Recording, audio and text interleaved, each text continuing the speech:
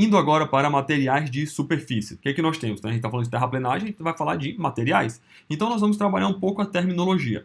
Isso acontece porque, se você está trabalhando com geologia, com mecânica dos solos, ou enfim, todas as suas disciplinas específicas, elas definem materiais de forma diferente, o que se torna mais interessante para cada um dos seus casos. Então, aqui, no caso de terraplenagem, o que nos interessa é a dificuldade de remoção e de transporte desse material. Eu estou fazendo a classificação inicial basicamente por tamanho. Então nós temos aqui, né, o que é considerado um bloco de rocha. São rochas aí, tá, com diâmetro médio superior a 1 metro. Ah, mas e se for muito maior? Aí é a rocha sã, tá? Então é a rocha, né, não é um bloco, né, é a rocha em si. Matacão, né, o que é? Entre 25 centímetros e 1 metro. Tomar muito cuidado, inclusive, tá, pessoal, com matacão. Na nossa região aqui do Amazonas, tá? A gente tem regiões, não é toda a cidade, tá? Mas tem regiões específicas que tem muito matacão. Depois eu vou explicar o porquê que deve se tomar cuidado. Pedra, né? Fica aí entre, ó, né? 7,6 centímetros e 25 centímetros.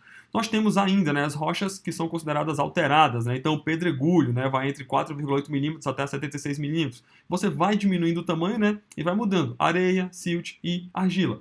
O que a gente sempre pede para tomar mais cuidado é o silt. Se vocês notarem, o silt está no meio do caminho entre areia e argila.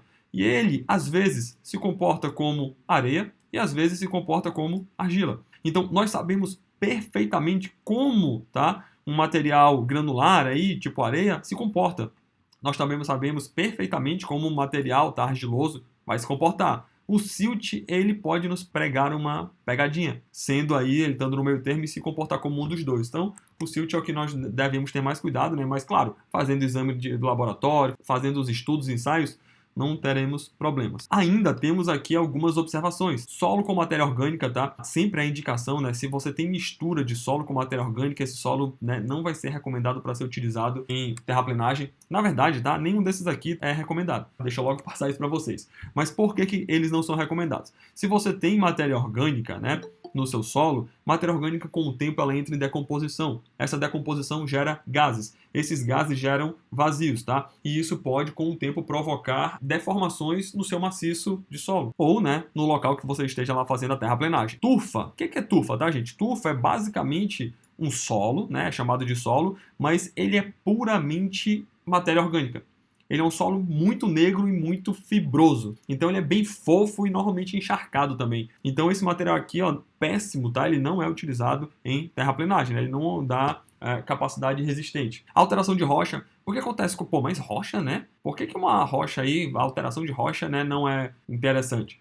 A gente sempre pega o seguinte exemplo, tá? Então você tem aqui uma rocha específica e a parte superficial dela, que foi alterada, tá? Ela tem muitas fissuras tríncas, que vocês possam falar, e alterações químicas, físicas que já ocorreram, tá? Por intempéries dos mais diversos tipos, tá? Então, essa rocha superficial, normalmente ela tem uma resistência muito baixa, tá? E a gente faz, ou separa toda essa camada aqui, mais superficial, a gente fala que ela é estéril, tá? Ela não é utilizada aí. Claro que dependendo, né, do tipo de rocha, se ela foi trabalhada, né, como brita, né, ela pode ser utilizada para outras funções, como por exemplo em colchão de drenagem, tá, e outros tipos que não exijam aí, tá, capacidade resistente. Por último aqui, né, solos superficiais normalmente possuem muita matéria orgânica e também alterações químicas e físicas que ocorrem durante o tempo, tá? E esse solo superficial também não vai ser indicado. Quando a gente fez lá o cálculo de volume, né, a gente considerava isso daqui, né? Então, olha, o solo natural está aqui em cima, a nossa plataforma, né? E esse aqui é o corte que está sendo executado. Porém,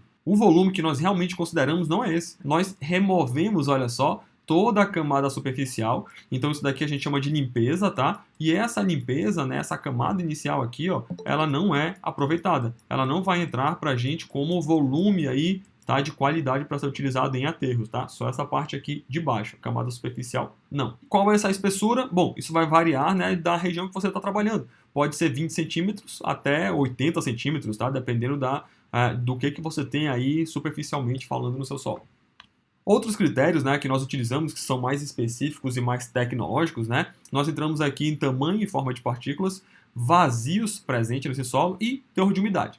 Acontece que esses três aqui somados, eles vão falar se o nosso solo é mais fácil ou mais difícil de ser mexido, removido, trabalhado. Então, por exemplo, você pode ter ali um solo argiloso que ele tem um alto teor de vazios e a umidade dele, ele tem uma certa umidade. Tá? Não está muito baixa, por assim dizer. Então, esse solo ele não vai ser difícil de ser removido. Mas no momento que você tem o tamanho das partículas densas, né, que a gente chama, que é quando é uma boa distância e uma boa distribuição, quando o número de vazios é baixo e o teor de umidade está próximo ao ótimo, quer dizer que esse solo vai estar muito bem compactado. Então, você vai ter uma dificuldade maior de cortar esse solo, tá?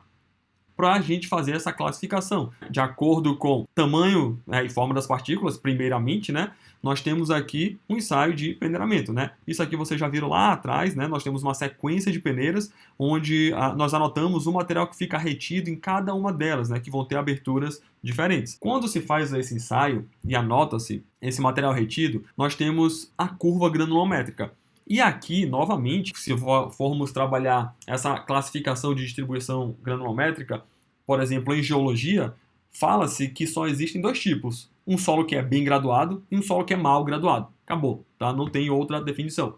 Aqui, como a gente trabalha de diversas formas com essa granulometria e nos interessa trabalhar com materiais aqui diferentes, nós acabamos dando um número maior de classificações para tentar simplificar o nosso trabalho. Então nós temos a graduação densa ou bem graduada. Essa é quando você tem partículas, finas, pequenas ali, uns miúdos, médias e grandes em boas proporções. Você tem uma boa distribuição entre partículas das finas para pequenas, médias e grandes em boas proporções. Temos aqui uma outra que é a graduação aberta.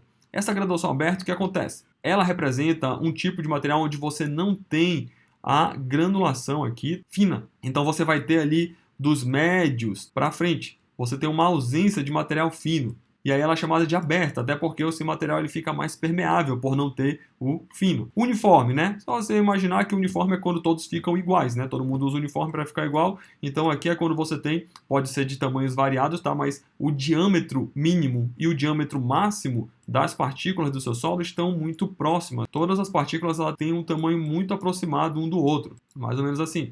E por último, né? A graduação com degrau ou descontínua vai representar uma proporção onde você tem um material, né? Tem finos, tem os pequenos, né? E aí tem uma ausência de médios aqui, por exemplo, e aí você vai ter os grandes novamente. Isso forma um degrau na sua curva granulométrica, tá?